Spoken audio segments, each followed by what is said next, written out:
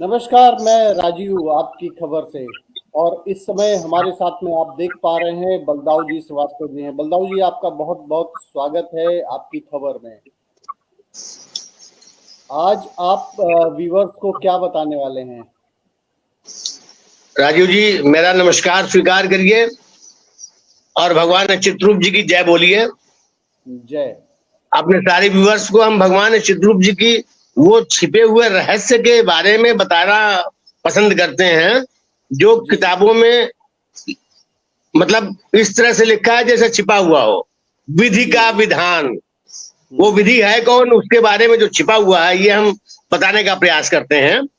आज जी। हम आपको माँ लक्ष्मी और विष्णु जी का भ्रमण दिखाएंगे कि वो पृथ्वी लोक पर भ्रमण कर रहे थे तो क्या हुआ। ये जी। विष्णु पुराण से ली हुई कहानी है, इसके जी। बारे में हम आपको बताएंगे। जी। लेकिन उससे पहले, सबसे पहले तो हम आपको धन्यवाद देंगे आज की खबर को, जो लाइव हमारा ये ब्रॉडकास्ट कर रहे हैं, उनका बहुत बहुत धन्यवाद, हमारी शुभकामनाएं। Thank you. और हम व्यूअर से एक निवेदन करेंगे कि केवल अपने जीवन के 5 मिनट 24 घंटे में दें ओम यमाय धर्मराजा श्री चित्रगुप्ताय वै नमः का ठीक 4 बजे, वो अर्ली इन दी मॉर्निंग हो या इवनिंग हो, ठीक 4 बजे 5 मिनट का बोल बोल करके मंत्र जप करें। भगवान चित्ररूप जी की लेखनी का प्रयोग करें और भगवान चित्ररूप जी ओम यमाय धर्मराजा श्री चित्रगुप्ताय मंत्र का लेखन करें। वो देखें कि उनकी लेखनी में कितनी प्रखरता और मजबूती आती है। जी। ये हम निवेदन करने के साथ, अगर आप कहें तो आज की बात हम प्रारंभ करें। जी, बिल्कुल। पहले हम गुरुदेव जी को प्रणाम करते हैं। गुरुदेव कैसे हैं? सुकृत शंभु तन विमल विभूति, मंजुल मंगल मोद प्रसूति, जनमंग मंजु मुकुरु हल करनी, किए तिलक गुण गण बस करनी। ये हमारे गुरु का स्वरूप है। जी। हम भगवान चित्ररूप जी को याद करते हैं और इसी विषय पर आगे बात भी करेंगे। अपने कर्म सुधारिए, ले चित्रेश्वर का नाम, करे मनन लेखन सदा, और जपे सवेरे शाम। बोलिए चित्र भगवान की जय। मैं विष्णु पुराण की कहानी आपको उस कहानी में लेके चलता हूं। जी।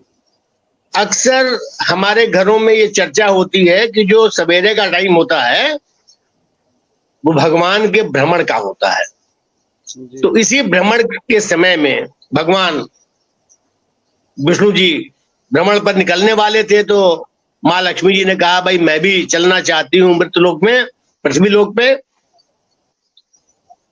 तो उनको विष्णु जी ने कहा ठीक है आप भी चल सकती हैं उनको साथ, लेकिन उन्होंने शर्त लगाई कि वहां आप अपने मन की कुछ नहीं कर सकती हैं।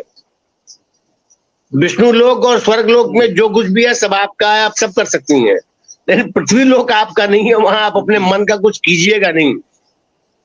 लेकिन वो चली आई, और आई तो उन्होंने क्या देखा कि मनुष्य रूप में एक व्यक्ति हल चला रहा है, मतलब बैल की तरह जुटा हुआ है, ये देखा उन्होंने। तो महिलाएं वैसे भी बहुत ही दयावान भावुक होती हैं, उनके मन में बड़ा कष्ट हुआ। उन्होंने कहा प्रभु, मनुष्य के बाद ही देव योनि है, देवता भी मनुष्य के शरीर की तरह ही रहते हैं। देव योनि और मनुष्य योनि में थोड़ा फर्क है। जी। तो उनको बड़ी दया आई। उन्होंने कहा भाई ये कार्य कैसे कर रहा है। विष्णु जी ने कहा देवी ये रहस्य है, इस रहस्य को मत पूछो। उनका नहीं प्रभु, आप हमारे पति हैं और मेरे मन में शंका है तो आप उसको बताइए। उन्होंने कहा ये भगवान चित्रगुप्त जी की कृपा है। पिछले जन्म में ये व्यक्ति चोर था, इसका नाम था श्याम। चोरी के आरोप से ये बचता रहा, कभी चोरी के आरोप में पकड़ा नहीं गया, इसको सजा नहीं हुई, बचता रहा। पृथ्वी लोक है, अपने तिकड़म से बचता रहा वो। इसीलिए इसको यह दंड मिला है कि इसको हल के रूप में जुटना पड़ रहा है। ये इतना गरीब है कि इसको जुटना पड़ रहा है, और ये भाग्यवान है, दिमागदार है, क्योंकि मनुष्य है, कि ये अपना कर्म फल मान करके ये बहुत ही आराम से जुताई कर रहा है। उनका क्या मतलब? कहा ये इसका कर्म फल है, ये इसको ज्ञान है मनुष्य होने के नाते कि जो भी प्रभु ने हमें जिस रूप में जो कर्म दिया है उसको हमें ठीक से करना चाहिए। इसलिए उन्होंने कहा कि भाई ये अपना कर्म फल ठीक से भोग रहा है। उनका प्रभु मैं चाहती हूं, माता लक्ष्मी ने कहा मैं चाहती हूं कि इसको मैं धन दे दूं और ये सुखी हो जाए, इसका ये कर्म फल से इसकी मुक्ति हो जाए। भगवान विष्णु ने कहा कि ठीक है, आपने मन में विचार किया है तो होगा ही ऐसा, लेकिन ये भगवान चित्रगुप्त जी पर डिपेंड करता है कि ऐसा कैसे होगा। आप इंतजार करें। समय बीत गया, उस व्यक्ति ने अपनी आयु पूरी की, और पूरी करने के बाद अगले जन्म में माली बना। उसका नाम माधव रखा गया, और ये माधव की कहानी आपको विष्णु पुराण में बड़ी अच्छी तरह बहुत लोगों ने माधव की कहानी को बताया हुआ है। हम उसी की कहानी आपको बताने जा रहे हैं, लेकिन अपने ढंग से। जी। माधव माली का काम करता था। वो बढ़िया बढ़िया फूल, बहुत रंगीन बिरंगी खूब फूल उगाता था, बहुत मेहनत करता था। एक बार फिर यही घटना घटी। भगवान विष्णु और माँ लक्ष्मी फिर भ्रमण पर निकले, और कहानी लिखने वाले और कहने वाले अपने ढंग से कहते हैं माँ लक्ष्मी ने एक गलती कर दी। माँ लक्ष्मी ने गलती यह कर दी कि उन्होंने एक फूल तोड़ लिया। भगवान विष्णु ने पहले ही कहा था कि अपने मन से कोई काम मत करना है, पृथ्वी लोक है, यहाँ हर कर्म का हिसाब होता है। लेकिन इतना सुंदर फूल था, इतनी बढ़िया खुशबू आ रही थी कि माँ लक्ष्मी ने फूल तोड़ लिया और प्रेजेंट कर दिया विष्णु जी को। विष्णु जी कह रहे ये तुमने क्या किया, ये तो घोर अनर्थ हो गया, तुमने पृथ्वी लोक पर चोरी की, और इस चोरी का आपको दंड भुगतना पड़ेगा। चोरी का दंड? हमारे स्वर्ग लोक में, हमारे विष्णु लोक में तो ऐसा नहीं होता। ये नहीं, ये आपको दंड भुगतना पड़ेगा। आप अब विष्णु लोक जा ही नहीं सकती हैं।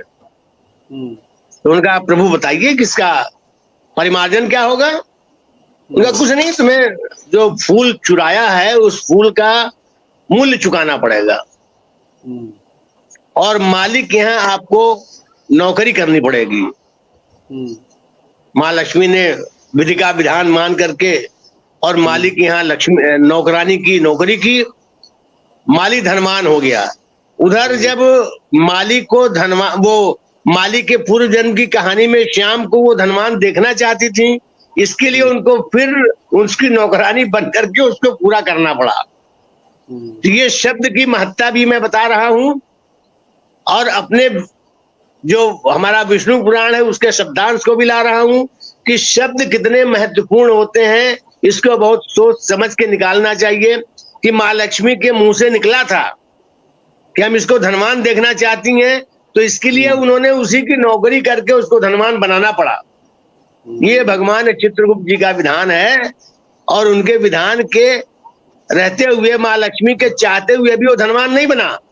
उसके लिए जो तरीका था, उन्होंने गलती ही से एक पाप किया, चोरी की, और उस चोरी का दंड भुगती, और उस मालिक को उन्होंने धनवान बनाया। मैं बना, लेकिन उस सिस्टम से बना। उस सिस्टम जो था भगवान चित्रगुप्त जी का बनाया सिस्टम है, उस सिस्टम से उन्हीं की बाणी सत्य हुई। हम ये कहना चाह रहे हैं कि पूरे संसार में चाहे कोई भी धर्म हो, कर्म को सब मानते हैं। जी। गीता उसी पे आधारित है। जी। कर्म गति तारे नाही टरी, कबीरदास जी जैसे संत ने लिखा। और जो कर्म के देवता हैं, जो कर्म को नियंत्रित करते हैं, जो कर्म के बारे में बात करते हैं, जो कर्म का सिस्टम रखते हैं, कब कौन सा कर्म कब उदित होगा, कब उसका फल मिलेगा, ये जो निर्धारित करते हैं वो है भगवान चित्रगुप्त। चित्त में गुप्त, सभी के चित्त में, पेड़ के भी चित्त में, आपके भी चित्त में, मेरे भी चित्त में, विष्णु के भी चित्त में, ब्रह्मा के भी चित्त में, माँ के भी चित्त में, सबके चित्त में वही विराजमान है। इसीलिए वो ये सारा कार्य अच्छी तरह कर पाते हैं। ऐसे महत्वपूर्ण भगवान के बारे में लोग चर्चा नहीं करते हैं, लोग जानते नहीं हैं, लोग कहना नहीं चाहते।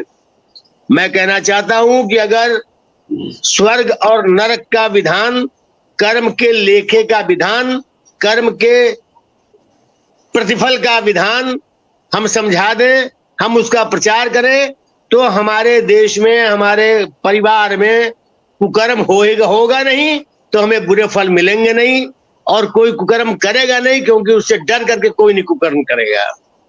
तो हमारा ये निवेदन है कि सब लोग उस भगवान चित्रगुप्त को, जो चित्त में है, उनको पूजिए ही नहीं, उनके निर्देशों को मानिए और उसी के हिसाब से अपने सारे कार्य कीजिए। शुद्ध मन से, शुद्ध चित्त से, निर्मल मन जन सो मोहि पावा।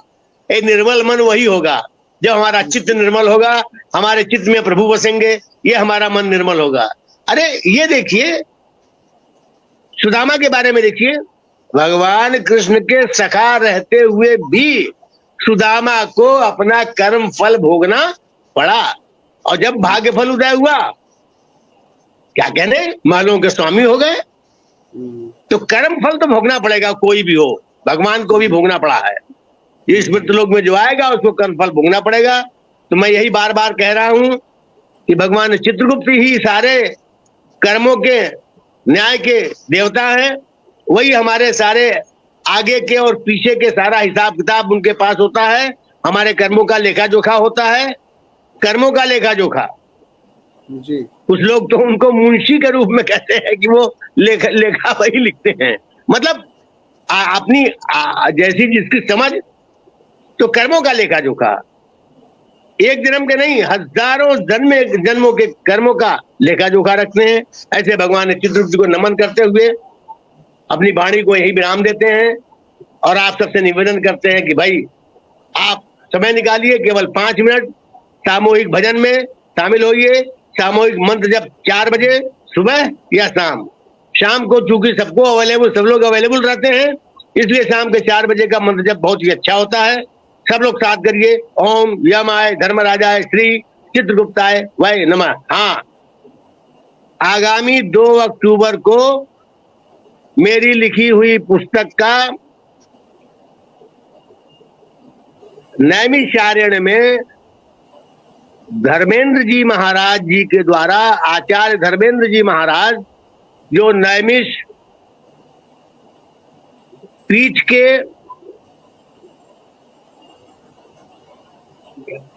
व्यास पीठ के व्यास हैं, नैमिष व्यास पीठ के व्यास परम आदरणीय श्रद्धे धर्मेंद्र जी महाराज जी शास्त्री जी के द्वारा भगवान चित्रगुप्त जी पे प्रवचन किया जाएगा 11 बजे दिन से। जो लोग भी आना चाहें उनका स्वागत है। 11 बजे से प्रवचन प्रारंभ होगा। नैमिषारण्य, नैमिष जिसको नीमसार भी कहते हैं, जो सीतापुर में स्थापित है, वहां भगवान चित्रगुप्त जी पर प्रवचन व्यासपीठ के द्वारा होने जा रहा है 2 अक्टूबर को। आइए, आप सबका स्वागत है जी। धन्यवाद, बहुत बहुत धन्यवाद। धन्यवाद आपका जानकारी देने के लिए। और जो आपने आज जो जानकारियां दी हैं, इसके पहले भी जो आपने जानकारियां दी हैं वो काफी लोगों के द्वारा पसंद किया जा रहा है। और आज जो है ये आचार्य विमल त्रिपाठी जी ज्योतिषाचार्य भी हैं, भृगु संहिता के जानकार हैं, उनके द्वारा भी ये अभी कमेंट सेक्शन में लिखा गया है कि 33 कोटि में किसी पर तो आस्था रखें, चित्रगुप्त महाराज तो सभी का लेखा जोखा रखते हैं। आज आपने मंत्र बताया, लोग लाभान्वित होंगे। ये आचार्य विमल त्रिपाठी हैं, बहुत ही अच्छे जानकार हैं ज्योतिष के, भृगु संहिता के बहुत इनके यहाँ पुश्तैनी जो है ये भृगु संहिता के इनके यहाँ जानकारी है और इन्होंने ये कमेंट किया है। तो आचार्य विमल त्रिपाठी जी का भी हम धन्यवाद करते हैं कि उन्होंने अपनी जो भावनाएं हैं उसको शेयर किया इस प्लेटफॉर्म पे। और बलदाऊ जी का मैं नतमस्तक हूँ आचार्य जी के लिए। आचार्य जी अगर सुन रहे हो तो बलदाऊ जी ने उनको अपना आभार प्रकट किया है और आचार्य जी इसी तरीके से और भी जो लोग हैं अपनी बातों को शेयर करें अगर, तो उससे बलदाऊ जी को भी ये प्रेरणा मिलेगी कि अब हमें किस टॉपिक पे बोलना है, क्या चीज़ें बतानी है। और अगर आप भी कुछ जानकारी देना चाहते हैं तो आप भी इस प्लेटफॉर्म पर आकर हमें ज्वाइन कर सकते हैं। और बलदाऊ जी के साथ हम फिर किसी दिन जुड़ते हैं नए टॉपिक के साथ में। बलदाऊ जी आपका बहुत बहुत स्वागत है आपकी खबर में इस जो धर्म से जुड़ी चीजें हैं उसको प्रसारित करने के लिए बहुत बहुत धन्यवाद आपका। आभार आज की खबर का।